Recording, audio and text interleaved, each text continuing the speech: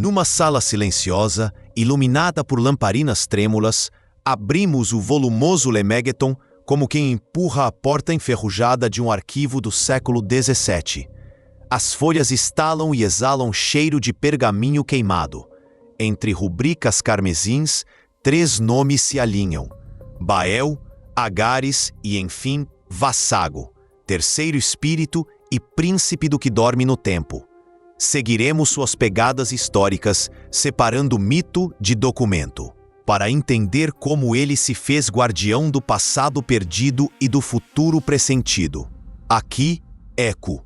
Retrocedamos à alvorada dos grimórios, escriptória monásticos onde pergaminhos de exorcismo, botânica e crônicas dividiam prateleiras de carvalho. Desses compêndios latinos brotaram listas de espíritos que, já no 17, convergiriam na Ars Goetia. Quando as pensas de Amsterdã e Londres libertaram tais textos, cada editor aparou rezas, trocou grafias e, sem perceber, lapidou a figura de Vassago. Assim, a promessa de conhecer passado e futuro viajou sobre carroças de papel, escapando às fronteiras da censura. Antes do Lemegeton, os catálogos demonológicos renascentistas tentavam ordenar o invisível, como se fosse herbário. Johannes Vier listou Bael e Agares, mas Vassago não aparece. Lacuna que indica circulação paralela, talvez em registros ibéricos ou italianos semeados por mercadores.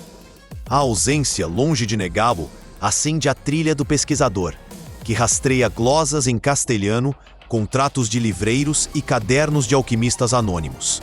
Nessas margens hesitantes, o nome do príncipe surge em sussurros grafados à pressa. Em 1647, circula na Inglaterra o manuscrito The Book of the Office of Spirits, provável antepassado direto da Goetia. Nele, Vassago já é o terceiro da fileira, descrito como príncipe que desenterra tesouros e cronologias.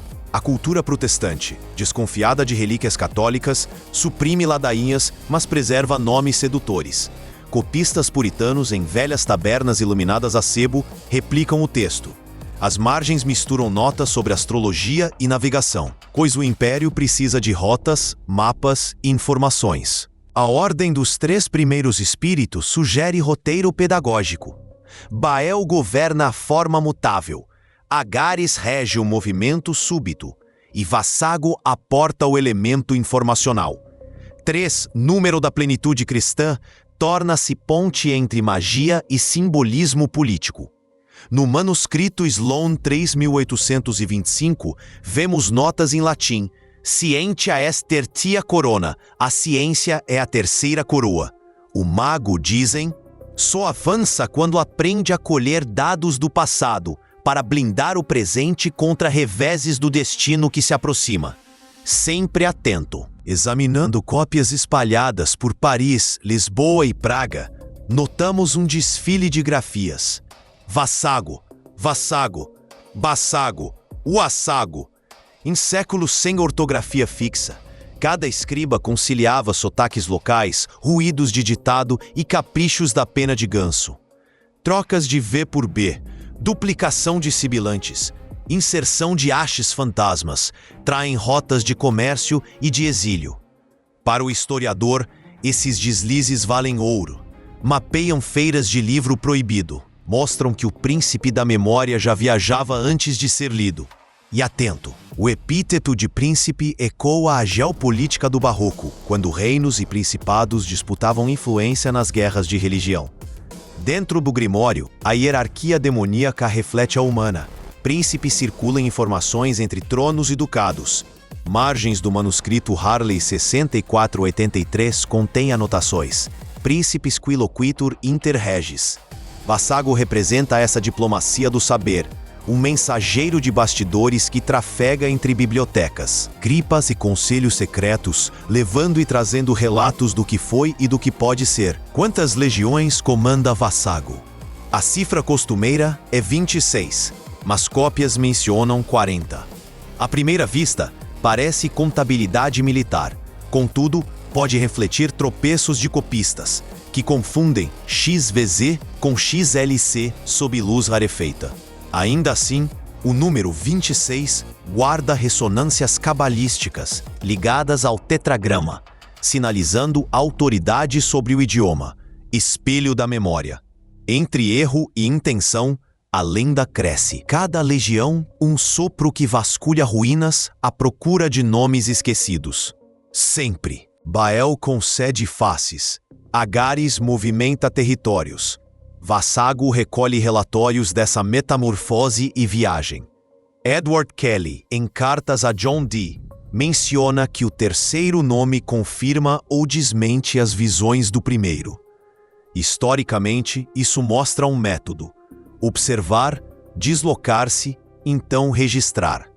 Nos antiquíssimos cadernos de campo dos alquimistas tchecos, diagramas unem esses 3 selos como fases de um só processo. O triângulo narra que toda aventura oculta começa e termina com documentação minuciosa dos vestígios.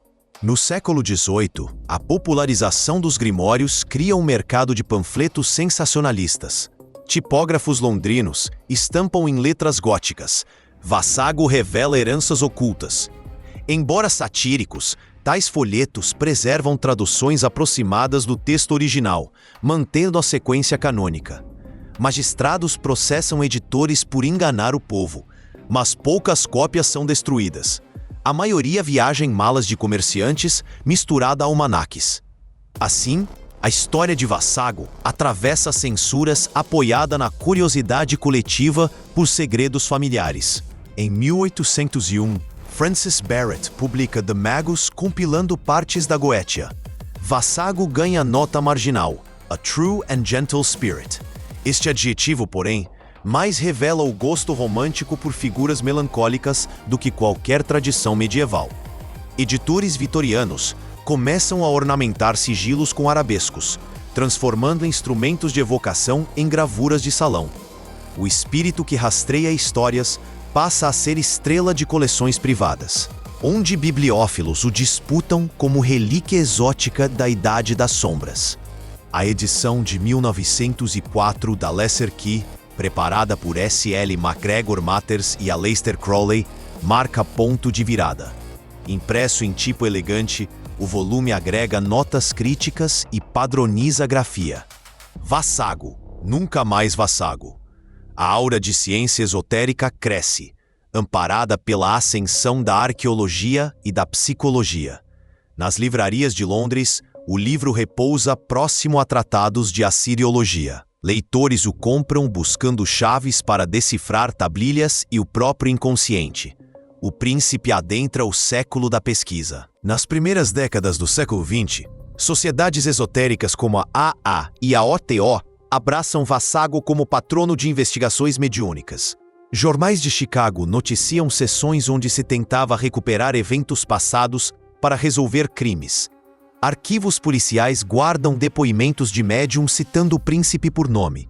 Historicamente, tais relatos indicam diálogo entre ocultismo e nascente criminologia.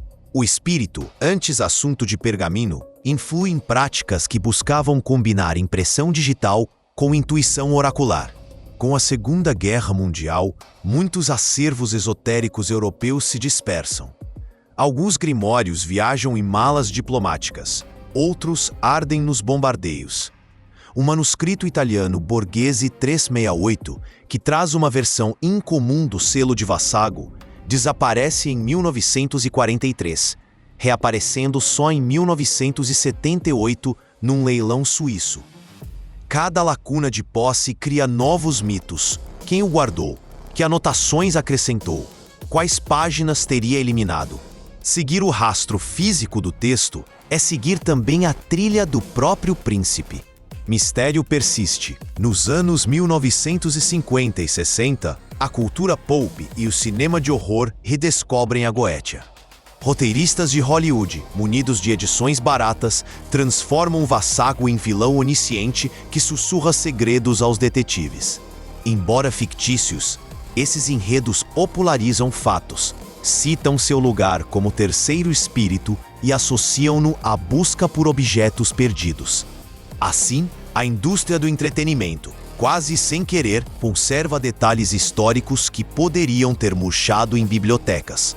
mantendo o nome vivo na memória coletiva global. Com a chegada da digitalização, plataformas como Esoteric Archives e Gallica escanearam manuscritos em alta resolução.